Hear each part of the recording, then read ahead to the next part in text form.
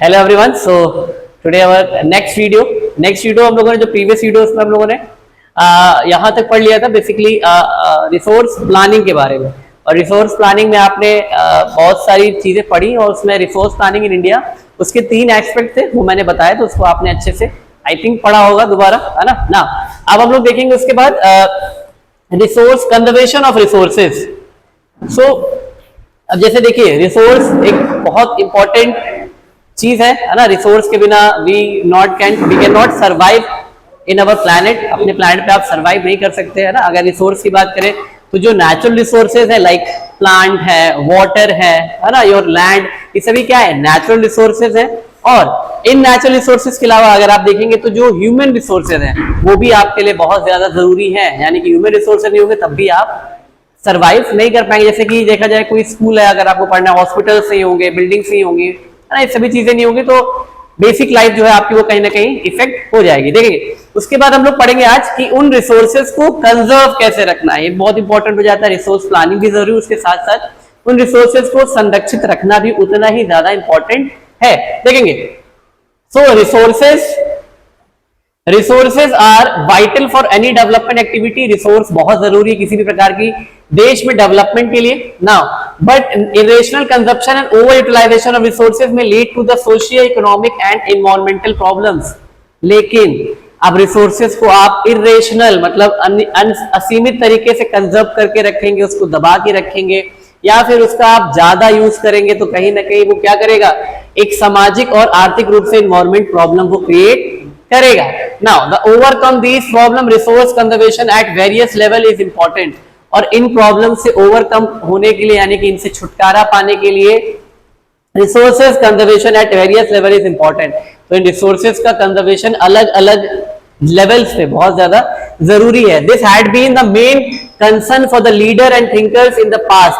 और ये जो हमारे पुराने लीडर्स थे पास्ट में, उनकी बहुत मेजर एक समस्या थी जिसको वो क्या चाहते थे, जिससे लोगों को आराम मिले ना।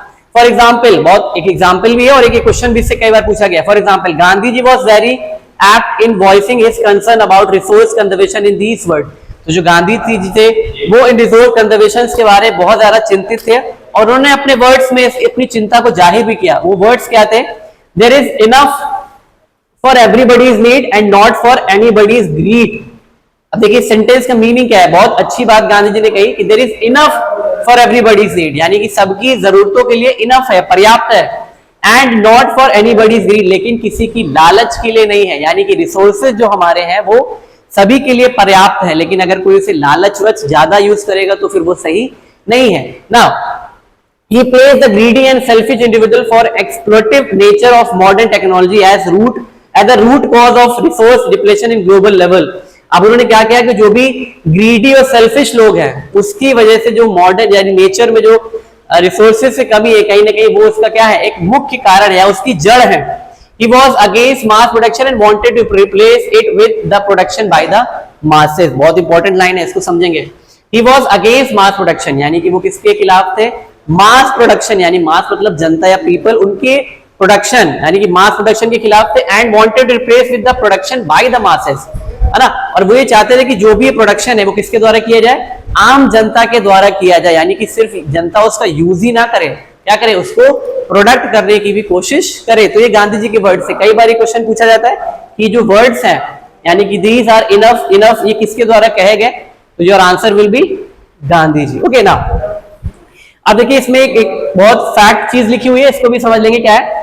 At the international level, the Club of Rome advocated resource conservation for the first time in more systematic way in 1968।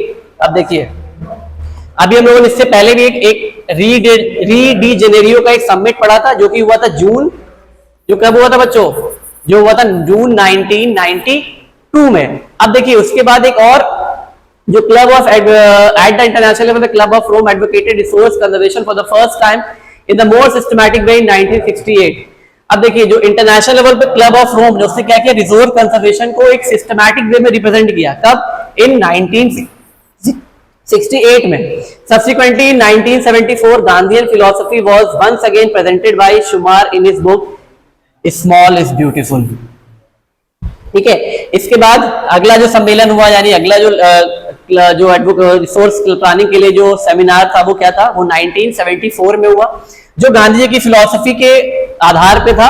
और उसमें जो प्रेजेंटेड बाय शुमार, जो कि एक शुमार थे इनके अंदर रिप्रेजेंट किया गया, और उनकी एक बुक थी जिसका नाम था स्मॉल इज ब्यूटीफुल, है ना। ये भी बहुत इंपॉर्टेंट है, कई बार पूछा जाता है स्मॉल इज बुक ब्यूटीफुल जो किसकी बुक है ना। The seminal contribution with the respect to resource conservation at the global level was made by the Brundtland Commission report 1987, बहुत इंपॉर्टेंट, जो यानी कि जो सेमिनल कंट्रीब्यूशन था respect of resource conservation at the global level, वो किसके द्वारा दिया गया था, ब्रुटलैंड कमीशन की रिपोर्ट के द्वारा, जो कि 1987 में पब्लिश हुई थी। This report introduce the concept of sustainable development and advocated it as a means of resource conservation, यानी कि जो रिपोर्ट है वो इंट्रोड्यूस की गई थी, उसका कॉन्सेप्ट क्या था, ये बहुत इंपॉर्टेंट है, यानी कि इस रिपोर्ट का कॉन्सेप्ट क्या था, इस रिपोर्ट का कॉन्सेप्ट था सस्टेनेबल डेवलपमेंट। सस्टेनेबल डेवलपमेंट के आप के बारे में आप पढ़ चुके हैं, है ना, यानी कि रिसोर्सेज को यूज करना है, बट ये ध्यान रखना है कि वो फ्यूचर जनरेशन के लिए भी बचे रहें ना। सो which was subsequently published in a book entitled Our Common Future, यानी कि जो डेवलपमेंट प्रोग्राम था, है ना, तो उसका जो कॉन्सेप्ट था ये, उसके लिए एक बुक भी पब्लिश की गई जिसका नाम था आवर कॉमन फ्यूचर, यानी हमारा एक मुख्य यानी सॉरी एक कॉमन यानी सबके लिए समान तरीके से एक फ्यूचर हो, है ना। Another significant contribution was made at the Earth Summit at Rio de Janeiro, Brazil in 1992, जैसे मैंने बताया अभी ऊपर, ठीक है। तो क्या है, एक अनदर सिग्निफिकेंट कंट्रीब्यूशन है जो कि अर्थ समिट यानी कि री डे जेनेरियो में हुआ था ब्राजील में 1992, उसमें भी यही सारी चीजें क्या की गई, बताई गई, है ना। लेकिन ये इसलिए इंपॉर्टेंट हो जाता है क्योंकि ये पहले हुआ 1968 में हुआ, फिर उसके बाद 1974 में हुआ।